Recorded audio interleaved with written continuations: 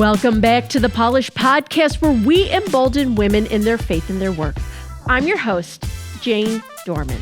Your work matters, and at Polish Network, we provide the connection you crave, the professional development you deserve, and the gospel that you need. Join us each episode as we deep dive the themes we're exploring in the Polish community, featuring a variety of guests, sharing their perspectives and experiences as Christian working women. Well, whatever brought you here today, we are thrilled that you've joined us, and we hope these stories spark a renewed sense of purpose and embolden you to flourish on your leadership journey. Let me ask you a question. Have you ever felt the challenge of advocating for yourself in a male-dominated industry? Have you ever felt like your voice just wasn't heard in a team meeting? Or have you ever downplayed your achievements or your strengths in a professional context? These questions and more are the focus of our conversation today as we continue to explore what it means to lead with communication. And when it comes to communication, it's not just the content of what we communicate, but it's also the how that matters. How we communicate can shape not only the trajectory of our company, but it also can affect the perceptions and the feelings of the people you work alongside, and not to mention the clients that you serve too. How can we, as faith-oriented working women, navigate these barriers and embolden our leadership development in our careers? Well, my new friend, Kendra Ramirez, CEO of KR Digital and an accomplished author and entrepreneur, brings over 18 years of experience as a change agent in technology, sales, marketing, and recruiting leadership. Her global recognition, including awards like the Women of Influence Award and John Barrett Entrepreneur Vision Award, highlights her expertise in leveraging digital technology for business success. And throughout her career, Kendra has navigated the male-dominated tech industry. So I started in the early days of data center, network architecture, disaster recovery, helped build a hosting company back when, it was literally like in 1999. So when the .com, era was happening. And being one, female amongst a lot of, men. Yeah. And so I've always been in those types of roles. So either business development or leading, national recruiting, and then falling into marketing. And really and truly, they're all the same. Sales, recruiting, marketing, it's all the same. It's just a different set of technology. And so I always like to take something that's really complex and making it simple. That's definitely a gift that I have. And so that's really what I've been able to do. And left corporate America and started my business 18 years ago. And 18 years ago, people thought I was crazy because they're like, what's this digital thing? I don't think you should build a business. I think it's a fad. And thank goodness I did it anyway. Kendra is a true trailblazer. Her passion for simplifying complex concepts has been pivotal in her success in digital technology. And to truly grasp it, one must be ready to dive in and get their hands dirty and break things down and rebuild them for this deeper understanding. And Kendra was not afraid to go there. This hands-on approach has been Kendra's forte, fueling her progress in her career, particularly during the early days when formal technology onboarding wasn't available. Kendra had to learn by doing, and that's what sets her apart. So when I took the job, that you're just handed a laptop and a phone and say, go. And I cried because I was like, I don't know any of this stuff. And I was just way out of my league. But a leader that, saw some things in me, and, I give him credit all the time. He was a fantastic ally. And he's the one that, brought me in and said, we're going to build this thing and we want you to be a part of it. And it was literally me and, 13 other, guys. So it was 14 of us building this thing. And it was just really incredible to be a part of. And I'm glad I stuck it out. I'm glad I made it through the, hard days. And so it also gives me a lot of empathy when I'm dealing with people when they're going through technology. And I'm like, hey, I understand how overwhelming it is. And it's like learning a new language. And so just, being able, having him, and then he also would just really like when there's a client meeting happening and I was, maybe presenting something and he would pay attention to, the potential client. And he's like, guys, you're looking at me. She's the one that actually has the answer. She's the one that actually knows this better than I do. And so just being in that environment where I had someone that championed for me and, stepped up for me. I quickly learned, like how they communicate, right? It's just very different. And so, just being in that environment, and I was just so young. It was my second job out of college and, super young and a female in a very, very male dominated industry. And so, I didn't know how else to show up because again, like they kept teaching me and encouraging me. Kendra's eagerness to learn, combined with the guidance of supportive male allies, has paved the way for her growth as a leader. We're going to take a short break, and when we come back, Kendra shares more with us how she navigates the male-dominated world of tech and how effective communication has been instrumental in her journey. So stay tuned. Don't go anywhere. Recent reports indicate that isolation, loneliness, and lack of leadership growth opportunities weigh heavily on working women today. And these are just some of the many reasons why the Polish Network is on a mission to embolden women in their faith and work. And we invite you to join us as a Polish partner. Visit polishnetwork.org/give and help us ensure a steady foundation for women to find the vital community they crave, the professional development they deserve, and the gospel they need.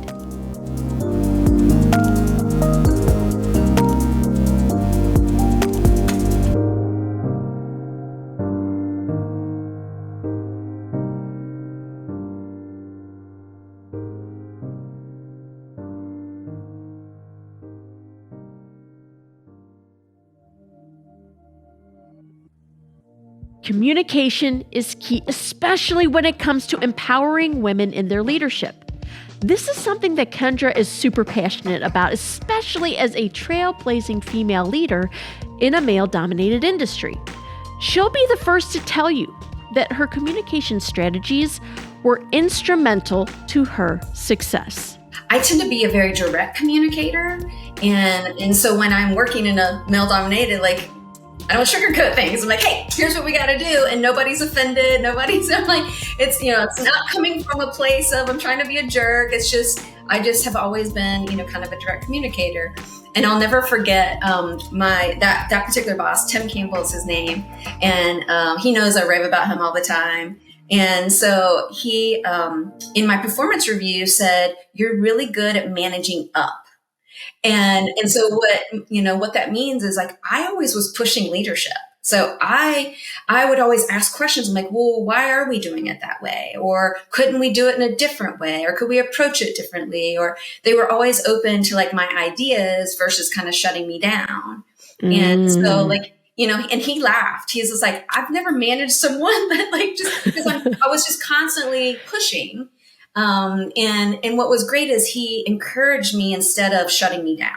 Because I do think there's a lot of, organizations that, they're like, yeah, no, we're not doing it. We've always done it this way. And so there was a lot of opportunities, there. And again, watching these men in their careers, and they've been doing this for eons. Sure. And how they operated and how they sat at the table or how they asked questions. And so really, learn by observing, learn by participation, learn by what not to do. Yeah, for sure. Not everyone welcomes direct communication. Yes, I've been there. Not everyone welcomes that. But, at the table, like I got a chance to push back on things. I got a chance to, say things. And so anytime women come in my life that are in, male dominated, situations, or maybe they're a little bit more introverted about advocating for themselves, I'm like, look, you deserve a seat at the table. Right. And so what I mean by that is sometimes as women in a meeting, we go in and sit on the chair against the wall, not at the physical table. Sure. Right. And so we immediately have sent a message to the whole room that we don't feel, worthy enough or smart enough to sit at the table. And, men roll up and they just sit down. They don't think twice about it. Right. Yeah, for sure. For sure. Yeah. And then, just little things like one of my favorite books I always recommend is How Women Rise. And that book, a mentor of mine had recommended it to me, and she too was very much, in a male-dominated industry. And it talks in there about, when someone scans a room saying, hey, who's going to take notes on this meeting? Don't jump in or don't offer like, oh, I'll take notes. Like, I'll just sit there. I'll let silence go. I'll just sit there. Like, I'm not taking notes. Someone else can take notes. Yeah. Now again, that was way back when. And now with AI, I just turn on Otter or, a tool to take, notes. But, there's things that we do as women that kind of lessens our value at the table. Or, we're kind of like that hostess, right? We love to be the hostess and, let me get you some drinks or whatever. Can I get you a coffee? I'm like, no, stop doing it. Stop doing it. Right? Don't do that in the workforce. Right? Yeah. And just understanding you were brought in that room, therefore you deserve a seat at the table. They value what you were saying. So don't second guess it if you've been invited to that room. Mm-hmm. Mm-hmm. No, I think that's a good word for a lot of us to hear. We have value. We've been invited into this room for a reason. We are worth being there. We're worthy of being there. And I'm just curious because, I just hear confidence just like spilling out of you. You were very confident. I think it helped that you had a lot of leaders in your life who elevated you, who championed you, who trained you. You've obviously had mentors speaking into your life. But I also know you're a woman of faith and that, you are a Jesus follower. You love him with your whole heart. And I just, I'm curious if, how your faith has influenced this confidence in this space and, in advocating for yourself, in showing up the way you do in the workroom or the meeting room, how's your faith influenced you? Yeah, oh gosh, it's a big piece and it just literally like wants to bring me to tears because had you told me in high school, because I was very quiet and shy, and I know that's crazy. Now I was friends with everyone, but like I just, I really just didn't, step into that. And that confidence, has come with leaning in him. And like, he brings me into rooms. He puts vision on my heart. He brings the amazing people in my world, my team, my clients, business partners, ideas. Like the whole thing of me doing digital 18 years ago was him. The whole thing of me going in and expanding what we're doing in our organization with AI was him. It's like, I get no credit for all of it. None. It's just I just encourage people to really lean into those private moments. Like I start every morning with just inviting him into my day and saying, God, what do you need to tell me today? What do I need to hear today? Or is there anyone I need to reach out to today? Or I do a lot of speaking across the country. And before I go on stage, I'm like, God, use me. Like, if there's something needs to be said today, something needs to be heard today, use me.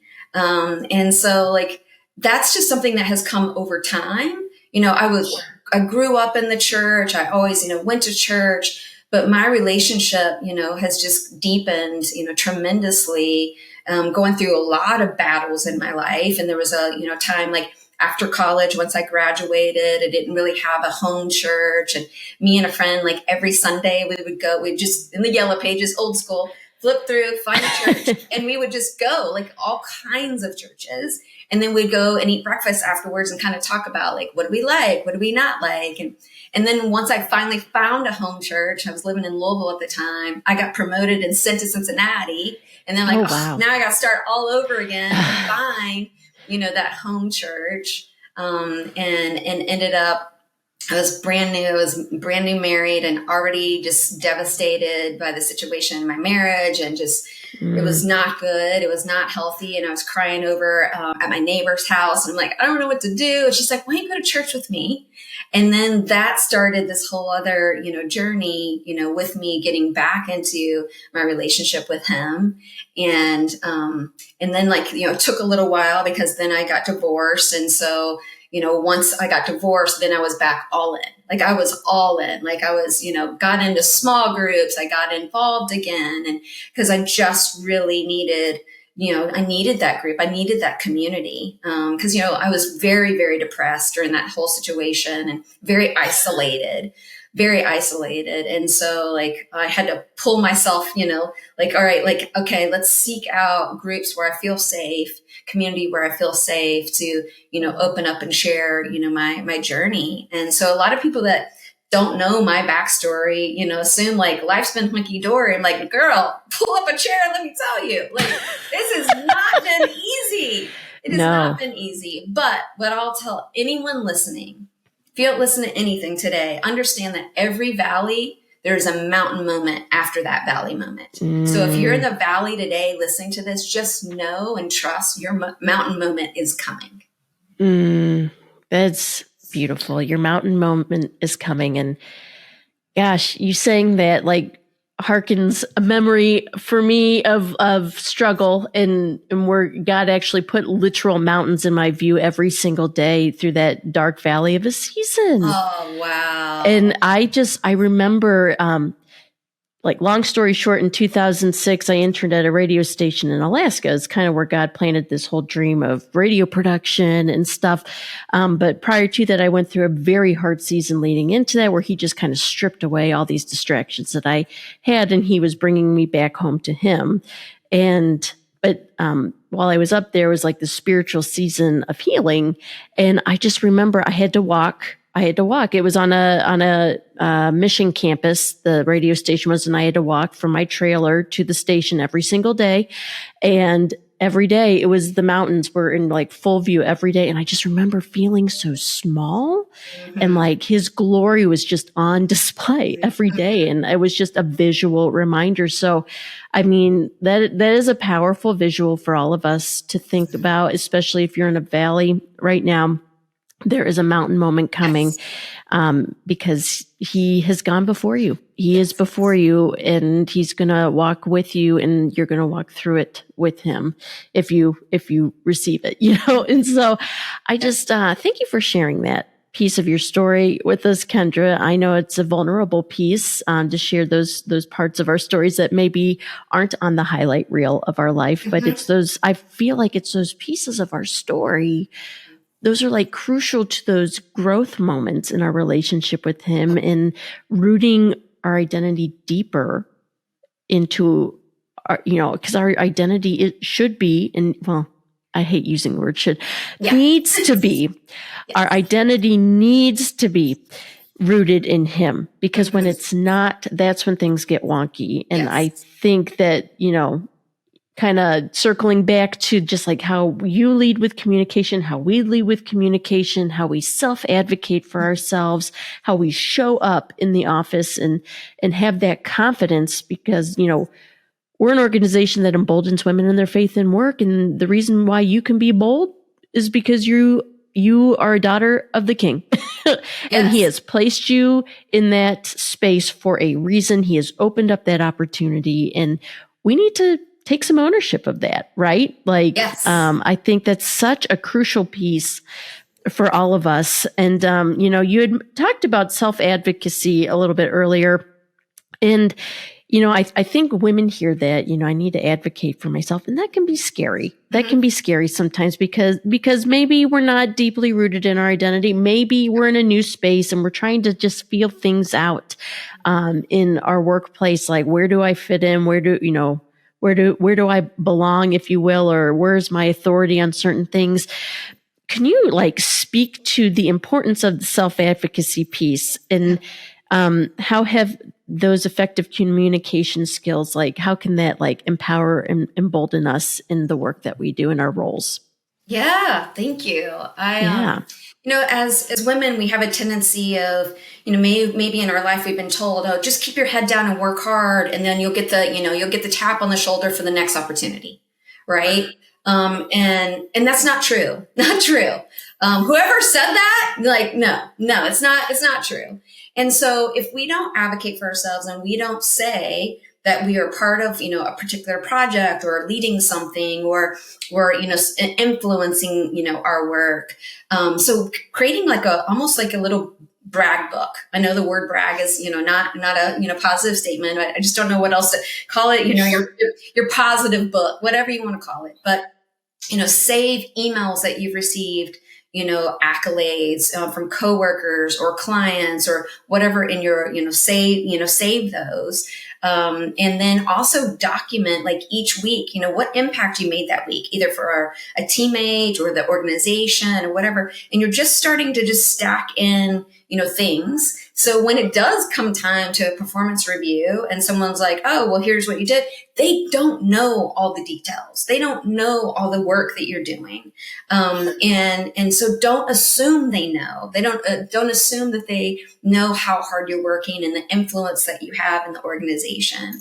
And, so documenting those things and having that kind of like positive book can also lift you up when you have days where you question yourself.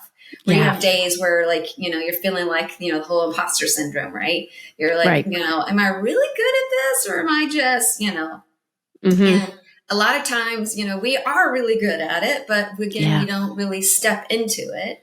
And so I think those are, some things that we look at and making sure that, and we understand that our organization, they, they're making assumptions. They don't know. And you have to cheerlead for yourself.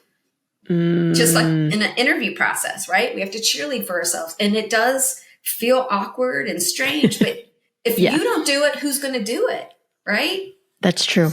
No, that's a good word for us. In the sense that what stuck out to me with it, you said is like who you're working with, they don't know the full story. You know the full story. Don't assume that they know the full story.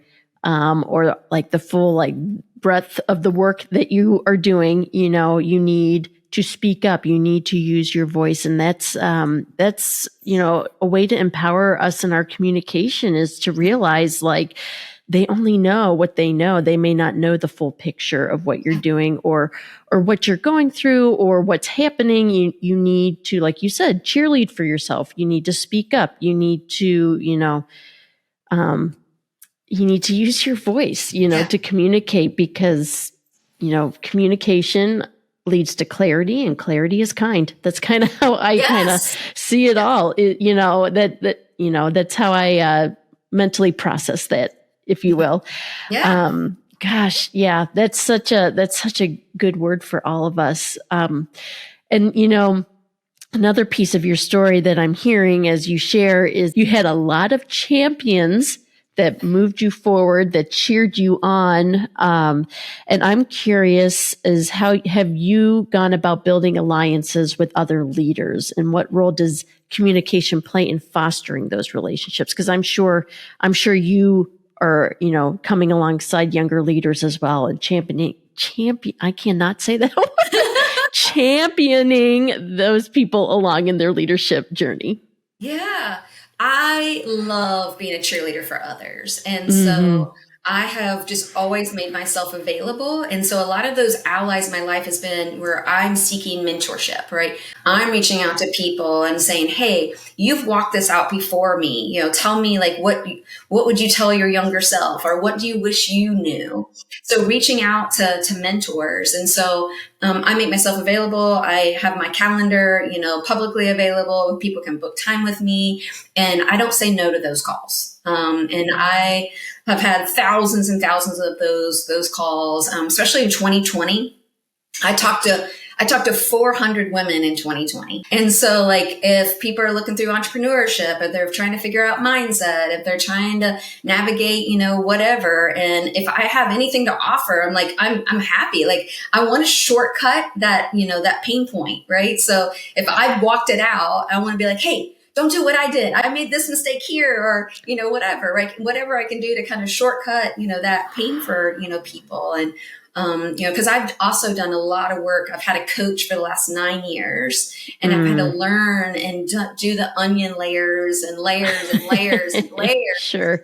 Understanding why I do the things I do and the, behaviors of, what's underneath that. And so as you were talking about, like, sharing our voice, and that may be scary for people.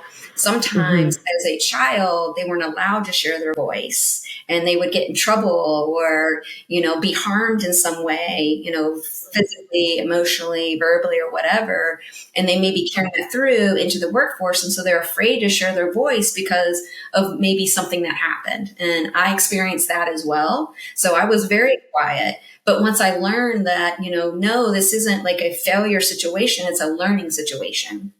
Right. So when I did step outside of my boundary and someone embraced it, great. And there are times where I did step outside my boundary and I got my hand slapped, right? Like, no, that's not, no, you can't do that.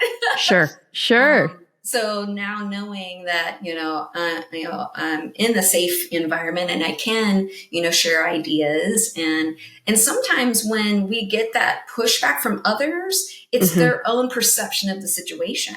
So sometimes like you sharing an idea or new technology, just kind of like what I did starting my business 18 years ago, I had 3 business coaches tell me not to do it. But really was their perception because their fear of technology. It wasn't, I had a bad idea.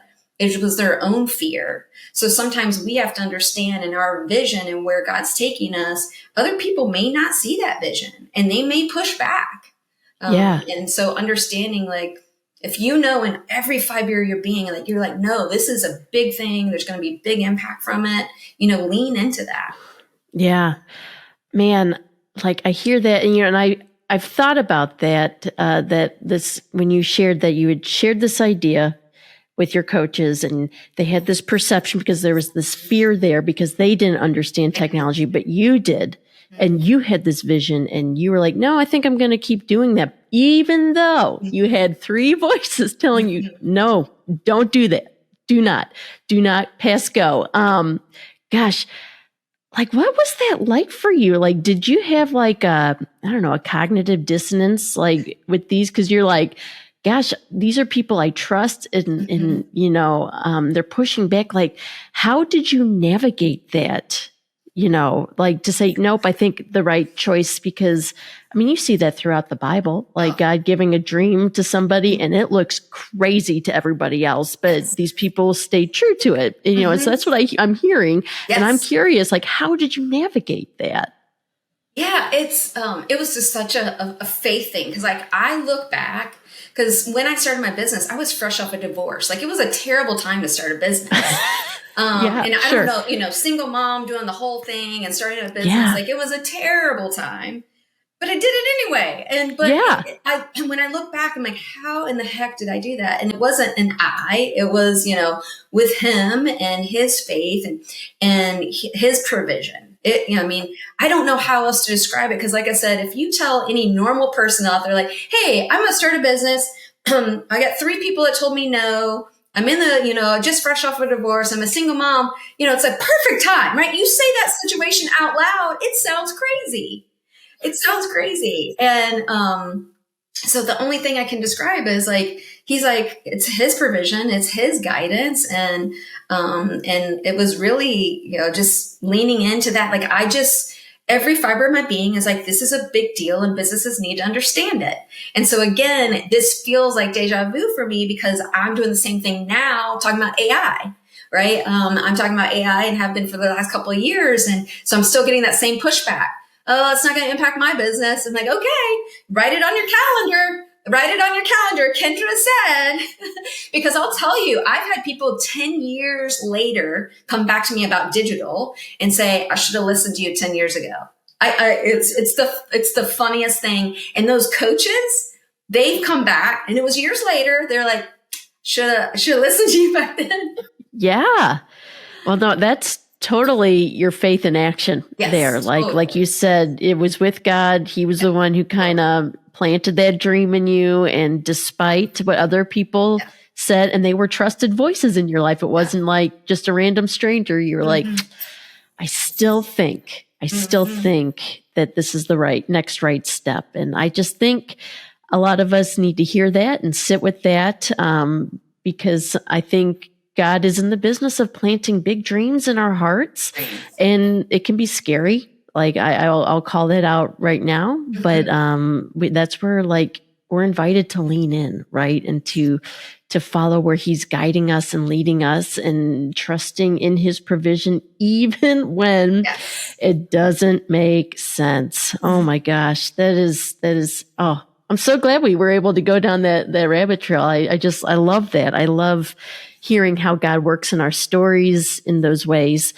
I have one final question for us before we go into our Ask Me Anything segment. Is I think salary negotiation is another big piece that a lot of us face. It's intimidating. It makes me feel a little sweaty when I think about it. But it is a critical aspect in our work. What advice do you have for women who are maybe navigating salary negotiations or may be faced with that, and how can we effectively communicate and contribute to our success and the outcomes of those conversations? Yes. I'm going to stand on as many mountaintops as possible on all of these conversations. Yes. Because as women, what happens is we show up and, we're provided an offer and we just accept. And we accept because we feel ungrateful if we were to push back. We're like, oh, well, I don't want to look ungrateful for what they provided. No, they expect you to push back. Right? It's just part of the process. And it may be uncomfortable. And, role play with a friend or, a coach or something and be like, hey, I know I'm going into this. I know I want more. And then do your research, go on salary.com and say, what am I worth? Because there's been so many opportunities where people aren't even paid what they're worth because they don't know what they're worth. So using a little bit of research to kind of benchmark. And then, the big thing is don't say like, well, I made X. And so, with this role, I want to make, $5,000 more than that. No, throw out your baseline to anything else. Throw it out. Pretend like this is your first job and you're just going to go big, right? Because there are opportunities where I made big leaps. It wasn't just a little $5,000 leap, $10,000 leap. I made big leaps because I didn't start with, well, this is what I'm making now. And, whatever, right? Because again, I, know the value that I bring and I do my research and really, truly, they expect you to negotiate. And so when you don't, you're leaving money on the table and, and it's just one of those things, it's, kind of look at it more as like a game, right? And so what if you shoot high, aim high? What all they're going to do is back you down a little bit from that number. They're not going to take you back to where you were because especially right now, there's not enough humans to do the work, right? There's not enough humans to do the work. So, there's nothing wrong with asking more. And then they may negotiate you back down, but it will come all the way down to what the initial offer is. That's interesting to me. Just the whole, I do agree, salary negotiations, there's a piece where maybe you didn't do the research. So there's a little bit of ignorance there or naivety. And then there's the piece where well, this is awkward, and does money really matter? Yeah. And how, if someone's facing that, does money really matter? Why does it matter? Why does it matter, Kendra? Yeah. So my own journey, I had to really dig through my money story because I didn't grow up with a lot. We lost our house when I was 12, due to bankruptcy. And so that was my money story. So I very much did not, have the abundance mindset growing up. It was more of a scarcity mindset. And so again, working with my coach and understanding my story and understanding how it was actually, even hurting my business. You can't run a business in scarcity. And so when you shift into that abundance mindset, for me, how I view it is, God, you give it to me and I'll give it back out. It's your money, God. Where do you want it to go? And so to know that I am, a good servant of his money. And so when we look at it at that, it's not bad, right? It's not evil. It's what we do with it. right? And so understanding, so like for me in my prayer, I'm always like, God, you give it to me, I'll give it back out. And I've been able to bless so many different, organizations and individuals and different things that I didn't blink twice, because I'm like, he's going to give me, more. And it's just one of those things. It's almost like, he kind of gives that little test, right? Like, hey, if I give this to you, we're going to do with it. Right. And so it's also kind of fun just to test and like, he loves to play with us. Right. So like play with him and, and do something that might be, a little different or unique for you. And, sitting in the grocery line, right? And, I'm seeing the woman in front of me start to put things back because she had being able to pull money out and say like, let me get that for you. Like being able to just show up and say, what would he do? And then like that, it just looks like play and it doesn't look like, oh gosh, and that fear and that control, like it's not ours to begin with. It's not ours to begin with. And I think that is a word for all of us because I think it's very easy for us to go down that slippery slope and be like, I worked so hard for this. I deserve this. I deserve that. And not to say you can't buy nice things for yourself. Okay. There's not to say that at all, but I totally agree with you. Like what he gives us, it's like, okay, but it's his money. So where do you want me to use this? How are we going to be good stewards of the money? And to your point, it all kind of starts back at that salary negotiation, understanding your worth, understanding what a person in your role is making on an average, basis, and then like you said, taking the leap because they're expecting the pushback. So why not just go for it and see how God works through that conversation. And I think what we need to do is to get past that fear of not knowing, that fear of, oh gosh, money, is it evil to love it or want it? Or do I deserve it? Or do I need to make more? It's, it's a tool that God, provides us to be on mission for him in the, circles that we find ourselves in. Right. So I think that's such a good word for us to think about. Communication's important. It's just so crucial in how we interact in the world around us. We're hitting pause for just a moment to let you in on exciting possibilities to be part of the Polish Network experience. So stick with us for more. Are you a working woman looking to elevate your leadership this year? Polish Collaboratories could be your next right step in moving forward in your leadership development. Polish Collaboratories are small groups modeled after executive peer groups, yet available to working women at all levels of leadership. Collaboratory members dive into leadership training with a faith-forward perspective for 12 months. This is your opportunity to tap into diverse perspectives, conquer challenges, and achieve your goals in a united sisterhood. New groups are launching in 2024. We want you to be a part of it. So go to polishnetwork.org/collaboratories to learn more.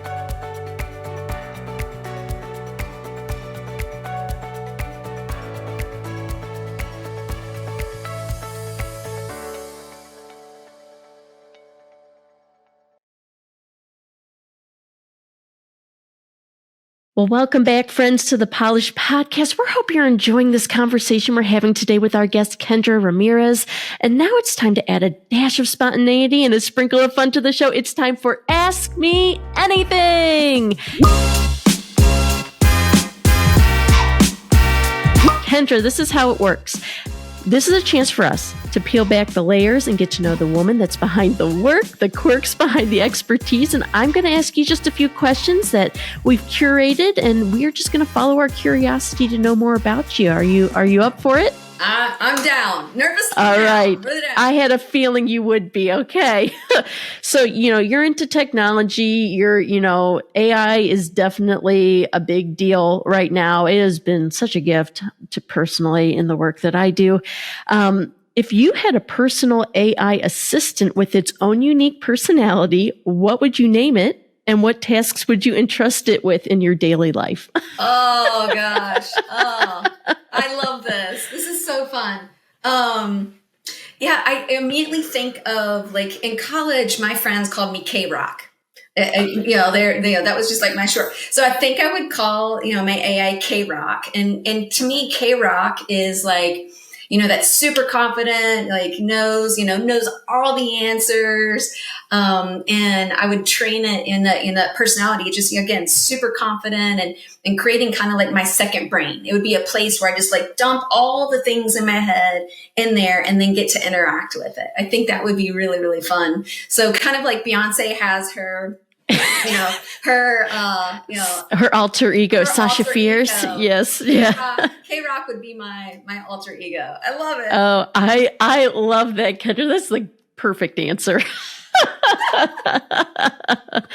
Oh, Kendra, I'm curious. Do you have like a guilty pleasure TV show or movie that you just absolutely love? Oh, goodness.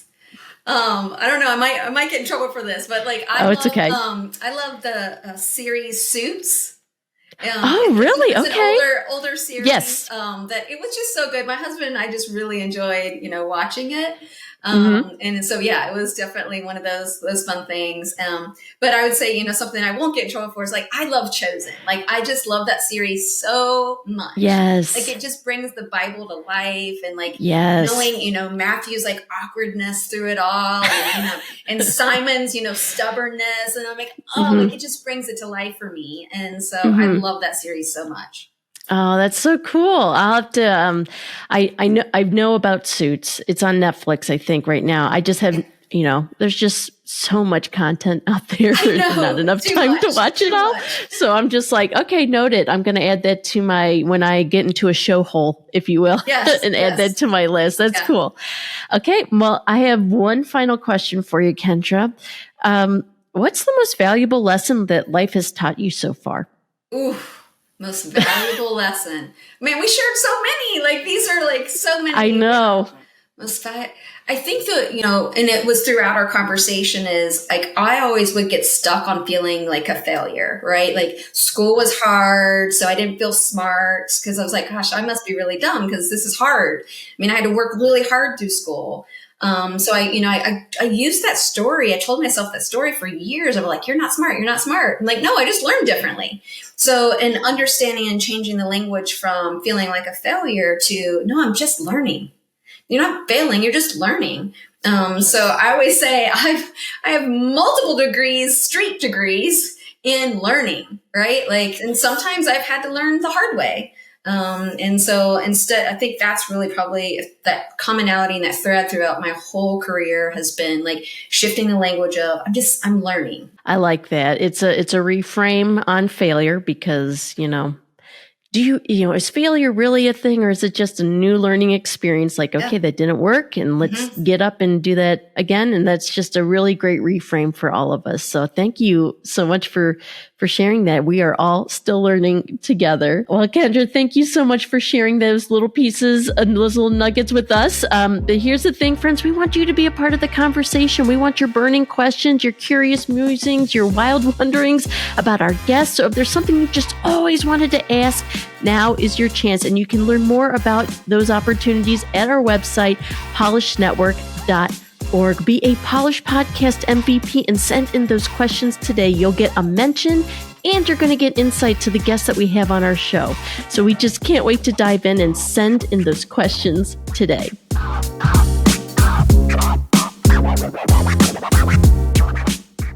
Gosh, Kendra, we just have covered a lot of ground today. I am just really encouraged of how God kind of guided our conversation, in the area of like in our confidence and leading in spaces where it might be uncomfortable for us, especially in our communication and how we can self-advocate for ourselves. So based on everything we've talked about today, what's one next right step you'd recommend for our listeners to take in order to empower themselves through effective communication? Yeah, if I could encourage you to take one step is to find someone in your space, like in your journey, that is walking it out ahead of you, right? So finding a mentor, and don't be afraid to reach out to them, because the worst thing you can say is just not answer your email or not respond. And so, find them on LinkedIn, find them in your network, and just simply message them and say, hey, I'm in this place of my journey and I'm seeing you walk it out. And, I'd love to, have a quick conversation. Don't ask for coffee. Like, I get asked for coffee all the time. I don't have time. I don't drink coffee, but I don't have time. And so my calendar, I take lots and lots of calls, but I do them like this, like through Zoom or a call. I can carve out time like that. But when you ask me for coffee or lunch, that's, 20-minute drive there, an hour long, 20 minutes back. I just don't have, that time. So, but just sending a message like, hey, would you be willing to spend a little bit of time with me? And don't be afraid to, to do that. Cause I love those conversations. They're always so beautiful. And I know everyone, especially in this community, they love to do that and just love on you. Yeah, no, and I think that's so good that you said that. Something that I've been pretty passionate about lately too is just think outside the box and connecting with people. It doesn't always have to be in person. In person is great. Don't get me wrong. Nothing can replace the level of relationship you can build in person.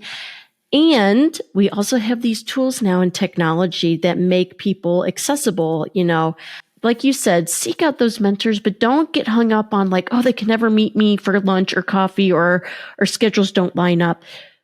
Could a Zoom call, could, a Google Meet be the answer? Or, even if it's like a 20-minute connection piece, that's 20 minutes you didn't have before with that person. So I think that's really wise. And that's just, that's really going to be helpful as we seek to navigate and seek out those relationships with others. So, Kendra, thank you so much. Wow. Yeah, I just have loved this conversation. You had mentioned earlier about a book, How Women Rise, as a resource. Do you have any other resources that you can encourage us to seek out in our leadership communication? Oh my goodness. Check out the Coffee Bean book. That's another, it's a quick read. It's kind of like the 1-Minute Manager book, quick read. And it's just about you as a leader transform the world around you, just like a coffee bean transforms the water. And so it's so, so good because it talks about like, if you put carrot in water, it makes the carrot soft. You put egg in the water, it turns it hard. But if you put coffee in the water, boiling water, it transform the world around it. And that's our job as leaders, is to be able to transform the world around us. Wow. Okay. Well, we're going to be linking those two books in the show notes for this episode. So if you want to check them out, I think I'm going to be checking out this Coffee Bean book because that sounds amazing. I love it. Kendra, before we go, how can listeners follow or connect with you in the work that you do? I'm easily found on, LinkedIn under Kendra Ramirez, or my website at kendraramirez.com. Awesome. We will link to those in our show notes as well. Kendra, thank you again for just taking the time to meet with us and share and encourage us in our communication today. That's my honor. Thank you. Well, today's conversation with Kendra Ramirez has challenged me to consider the importance of advocacy for myself and others when it comes to leading with communication. But how about you? What's your key takeaway from today's conversation? Here are 5 more of mine. Assert your worth and take your rightful seat at the table. Your voice holds significance, so trust that others value your contributions when you're present. Embrace moments of private reflection with God, inviting His presence into your daily life. Be your own cheerleader. If you don't advocate for yourself, who will? True allies and mentors are accessible and supportive to those they guide. Well, let's compare notes. I want to know what your key takeaways are from our conversation today. You can share those on our Instagram post for this episode, or you can leave some in the comments below if you're watching on YouTube, and let me know what's resonating with you. As we draw near to the end of this episode, I want to extend our deepest appreciation to those who make the Polish Podcast possible. The Polish Podcast is supported in part by a grant from Coca-Cola Consolidated. Special thanks to Kendra Ramirez for encouraging us to consider how we can embolden ourselves and others through all the ways that we communicate. To our listeners, thank you for your unwavering support. Your engagement and your feedback drive us to create content that resonates with you. A heartfelt thank you to the Polished Network for cultivating a community where working women can thrive and connect. Thank you to White Oak Christian Church for your partnership and generosity in the production process of these episodes. And as we continue to navigate the ways we lead with communication, remember it doesn't have to be complicated. Take something that's really complex and making it simple. Be sure to stay connected with us on social media and our YouTube channel. Don't forget to like and subscribe. And if you could, please rate and review the Polished Podcast as well. Until next time, this is Jane Dorman signing off.